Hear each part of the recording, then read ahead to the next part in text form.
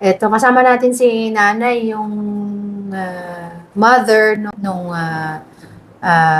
nakaiwan ng telepono doon sa tricycle ni Kuya Benjamin. Sige, ano nga po ulit ang pangalan ni nanay? Serelina Mercadal po. Nay, anong pangalan ng anak mo? Alfonso Limuel Mercadal po. Oo. Nung nalaman na niya kaagad na naiwan yung telepono niya sa telepono, nag-chat sa'yo kamo. Hindi Paano po ba? siguro kasi mga 7:30 na po siya nag-chat sa akin eh. Kasi medyo late na po siya kanina, past 6 na po nung nakasakay po siya. Anong oras pang pasok nila? Alas 6, 6 di po, ba? Oo. opo.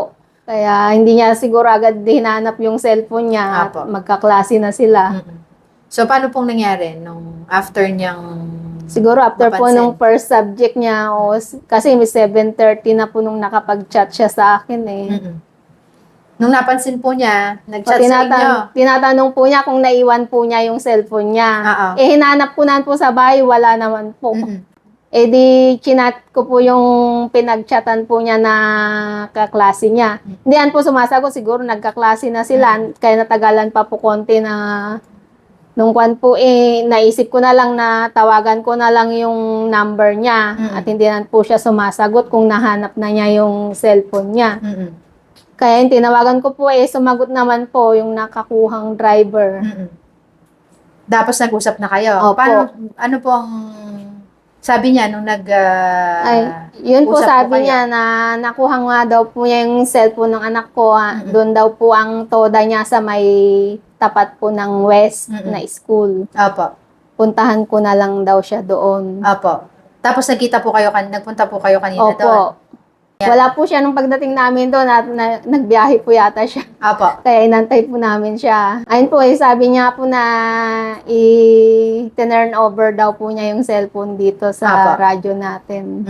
Kasi nag-message din po siya sa amin na nakapulot po siya ng cellphone. Kaya in-advise namin para mai-announce magpunta siya dito ng bandang 9:30. Ayun.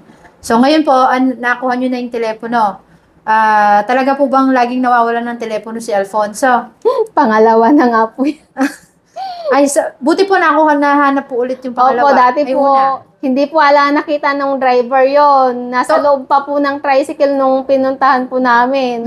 Hindi niya napansin na may cellphone na naiwan po sa loob ng tricycle niya. Kaya nahabol niyo po, parang ganon. Opo. Bali, may naibiyahe na nga daw po siya noon na isang pasahero pero andun pa rin po yung cellphone ng anak ko. Oo, buti naman at honest yung mga sumasakay, pati yung mismong toda. Kahit papano at naibalik. Saan niyo na po nakakuha yung telepono? Doon po sa harap po ng palengke. Nakapila na po doon yung tricycle niya. May sarado po kasi yung tricycle niya kaya hindi po agad mapapansin yung cellphone. Nasa upuan. Taga saan daw po yung tricycle driver? Taga Bunol po. Oo. At least pag pangatlo ka mo, baka hindi na yan Kaya nga po. Kaya dapat meron siyang lalagyan. Binubulsa po kasi niya madulas yung slacks niya Nahuhulog. Opo, Lagyan na sabi lang ko niya sa nga bag po niya. sa bag niya Sige, ano naman ngayon ang masasabi mo kay Kuya Benjamin? Yun nga po, nagpapasalamat pa ako ng marami kay Kuya na may mabuti po siyang kalooban. Sana magpakarami pa sila. Kasi nireport niya kaagad feeling ko dito niya unang sinabi bago niyo siya tawagan kasi may password so hindi mabuksan kung paano i-message. Mainam na honest yung nakapulot para at least maibalik, no? Hindi pa naman basta-basta ngayon ng kitain ng pera, pambili ng kung telepono. wala ka pong libo, hindi ka. Ang ilang anak niyo Panganay po. Anong grade na po siya? Grade 8 po siya. Grade 8. So, ilang taon na po yun? 14 po. Ilan po yung anak niyo ba? 3 po. Anong trabaho ni nanay?